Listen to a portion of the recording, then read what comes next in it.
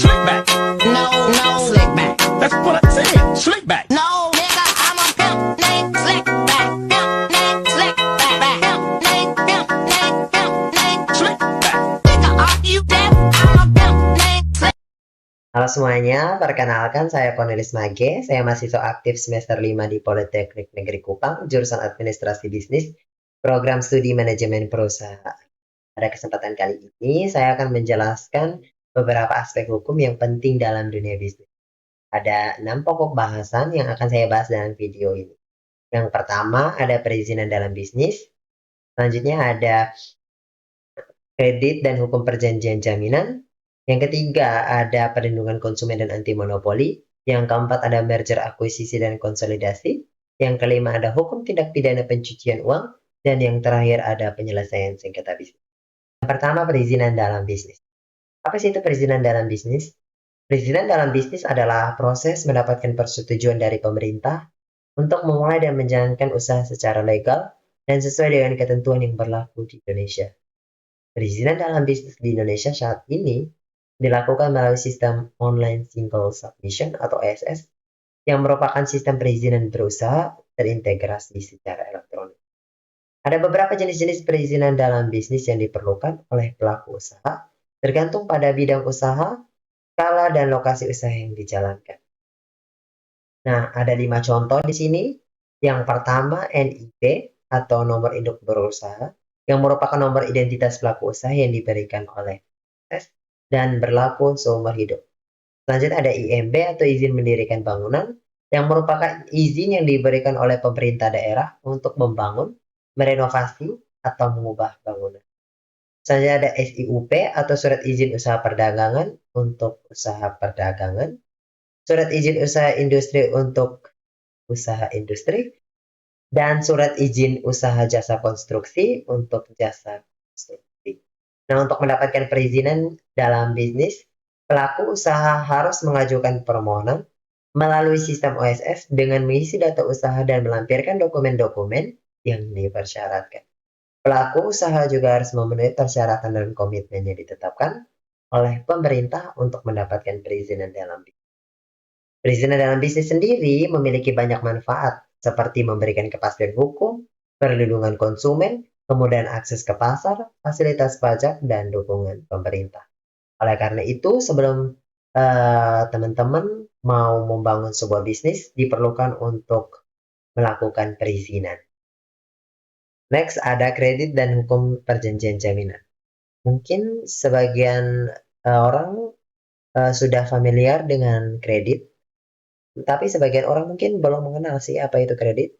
Nah, kredit itu adalah penyediaan uang atau tagihan yang dapat dipersamakan dengan itu, berdasarkan persetujuan atau kesepakatan pinjam-meminjam antara bank dengan pihak lain yang mewajibkan pihak peminjam untuk melunasi utangnya setelah jangka waktu tertentu dengan pemberian bunga.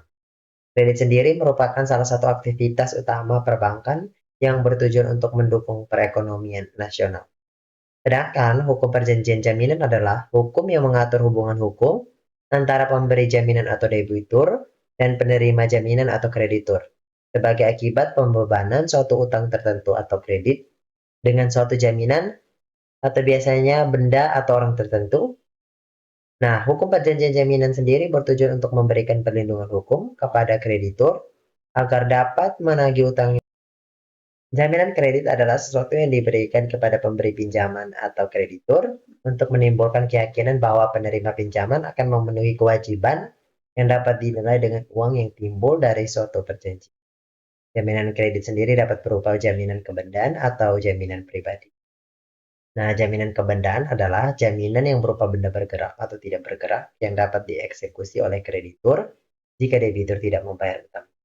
Sedangkan jaminan pribadi adalah jaminan yang berupa orang tertentu yang meminjam utang debitur dan bersedia membayar utang debitur jika debitur tidak membayar.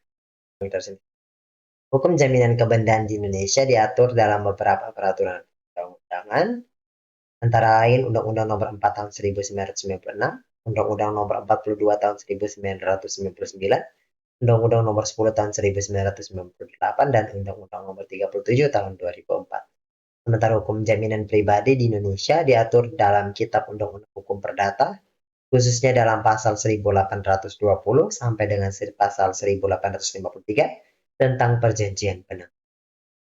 Selanjutnya ada perlindungan konsumen dan anti monopoli. Nah, perlindungan konsumen adalah upaya hukum untuk melindungi hak dan kepentingan konsumen dari praktek-praktek usaha yang merugikan, menipu, atau membahayakan konsumen. Sementara anti monopoli sendiri adalah upaya hukum untuk mencegah dan memberantas praktek-praktek usaha yang menghambat persaingan sehat, menguasai pasar, atau menyalahgunakan posisi dominan. Dalam perlindungan konsumen dan anti monopoli, ada beberapa hal yang perlu diketahui. Yaitu yang pertama, dasar hukum perlindungan konsumen dan anti monopoli di Indonesia ada pada Undang-Undang Nomor 8 Tahun 1999 dan Undang-Undang Nomor 5 Tahun 1999. Nah, tujuan dari perlindungan konsumen adalah untuk meningkatkan kesadaran, kemampuan dan kemandirian konsumen dalam melindungi diri, serta menimbulkan rasa tanggung jawab pelaku usaha dalam menjalankan usaha. Sementara tujuan anti monopoli adalah untuk menciptakan efisiensi, kreativitas, dan inovasi dalam dunia usaha, serta meningkatkan kualitas barang dan jasa yang ditawarkan pada konsumen. Lembaga yang berwenang dalam melaksanakan perlindungan konsumen dan anti monopoli sendiri adalah Badan Perlindungan Konsumen Nasional atau BPKN, Komisi Pengawas Persaingan Usaha atau KPPU, dan lembaga perlindungan konsumen lainnya dibentuk oleh pemerintah, masyarakat, atau organisasi profesi. Nah, praktek-praktek usaha yang dilarang dalam perlindungan konsumen dan anti monopoli meliputi praktek-praktek yang menyesatkan, menipu, memaksa, atau memanfaatkan konsumen, praktek-praktek yang membahayakan kesehatan, keselamatan, dan lingkungan hidup, praktek-praktek yang menghambat persaingan sehat seperti perjanjian kartel, trust, oligopoli, atau monopoli, praktek-praktek yang menguasai pasar seperti integrasi vertikal atau horizontal, praktek-praktek yang menyalahgunakan posisi dominan seperti diskriminasi harga, dumping, predatory pricing, atau tying agreement, dan praktek-praktek lainnya yang bertentangan dengan asas kebebasan berkontrak, keadilan, keseimbangan, dan selanjutnya ada merger, akuisisi, dan konsolidasi. Merger adalah penggabungan dua atau lebih perusahaan menjadi satu perusahaan yang tetap berdiri. Sedangkan perusahaan lainnya bubar dan mengalihkan semua aset dan kewajibannya kepada perusahaan yang menggabungkan diri. Contoh merger adalah penggabungan Bank Danamon dan Bank BNP Paribas pada tahun 2003 yang menghasilkan Bank Danamon Indonesia. Selanjutnya ada akuisisi. Akuisisi adalah pengambil alihan saham atau aset perusahaan oleh perusahaan lain yang mengakibatkan perubahan pengendalian atau kepemilikan atas perusahaan yang diakuisisi. Contoh akuisisi adalah pembelian saham mayoritas PT Freeport Indonesia oleh PT Main ID atau Inalum pada tahun 2018 yang membuat PT Main ID menjadi pemegang saham pengendali PT Freeport Indonesia. Yang terakhir ada konsolidasi. Konsolidasi adalah peleburan dua atau lebih perusahaan menjadi perusahaan baru yang berdiri sendiri. Sedangkan perusahaan lama bubar dan mengalihkan semua aset dan kewajibannya kepada perusahaan baru. Contoh konsolidasi di sini adalah peleburan 4 bank pemerintah, yaitu Bank Bumi Daya, Bank Dagang Negara, Bank Ekspor Impor, dan Bank Pembangunan Indonesia menjadi Bank Mandiri pada tahun 1999. Merger, akuisisi, dan konsolidasi sendiri adalah bentuk-bentuk restrukturisasi perusahaan yang bertujuan untuk mengembangkan usaha, meningkatkan efisiensi, atau mengatasi masalah keuangan.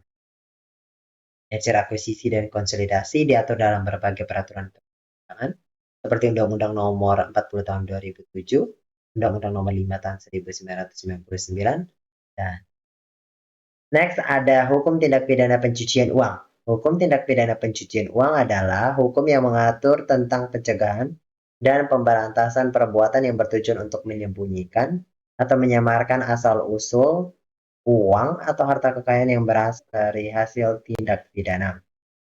Tindak pidana pencucian uang merupakan tindak pidana khusus yang bersifat ganda dan lanjutan karena dilakukan setelah atau bersamaan dengan tindak pidana asal atau predicate crime seperti korupsi, narkotika, terorisme, atau kejahatan lainnya. Hukum tindak pidana pencucian uang di Indonesia diatur dalam Undang-Undang Nomor 8 Tahun 2010 tentang pencegahan dan pemberantasan tindak pidana pencucian uang atau Undang-Undang TPPU. Undang-Undang TPPU sendiri mengatur tentang definisi, ruang lingkup asas prinsip, bentuk, tahapan sanksi, dan penegakan hukum tindak pidana pencucian uang. Nah, dalam pokok bahasan tindak pidana pencucian uang, ada beberapa hal penting yang harus kita ketahui. Yaitu yang pertama, tindak pidana pencucian uang ini terdiri dari 3 tahapan, yaitu placement, layering, and integration. Nah, placement adalah tahap menempatkan uang atau harta kekayaan hasil tindak pidana ke dalam sistem keuangan atau ekonomi yang sah. Layering adalah tahap mengalihkan atau memindahkan uang atau harta kekayaan tersebut melalui berbagai transaksi atau akun yang menyulitkan pelacakan asal-usulnya. Integration adalah tahap mengintegrasikan atau memasukkan kembali uang atau harta kekayaan tersebut ke dalam sistem keuangan atau ekonomi yang sah dengan cara yang seolah-olah legal. Nah, tindak pidana pencucian uang dapat dilakukan dengan berbagai cara, seperti menggunakan rekening bank, perusahaan fiktif, perusahaan asing, perusahaan offshore, perusahaan investasi, perusahaan asuransi, perusahaan hukum, perusahaan akuntansi, dan lain-lain. Tindak pidana pencucian uang dapat dikenakan sanksi pidana penjara paling singkat 4 tahun dan paling lama 20 tahun. Ya, paling sedikit 1 miliar dan yang paling banyak adalah 10 miliar. Selain itu, dapat juga dikenakan sanksi tambahan berupa pencabutan izin usaha, pembekuan kegiatan usaha, pembubaran badan usaha, atau pencabutan hak-hak tertentu. Dan yang terakhir ada penegakan hukum tindak pidana pencucian uang melibatkan berbagai lembaga seperti PPATK, kepolisian, kejaksaan, pengadilan, Kementerian Hukum dan HAM, Kementerian Keuangan, Otoritas Jasa Keuangan, Bank Indonesia, lembaga swadaya masyarakat, dan ini adalah salah satu contoh kasus pencucian uang yang sampai saat ini masih dalam penyelidikan oleh PPATK, KPK, dan Kemenko Polhukam, yaitu kasus transaksi yang mencurigakan di Kementerian Keuangan yang diduga terkait dengan tindak pidana pencucian uang senilai 349 triliun rupiah. Transaksi tersebut terjadi di lingkungan Direktorat Jenderal Pajak dan Bea Cukai selama periode 2009 sampai 2023 memasuki 2024. Nah, last but not least di sini ada penyelesaian sengketa bisnis.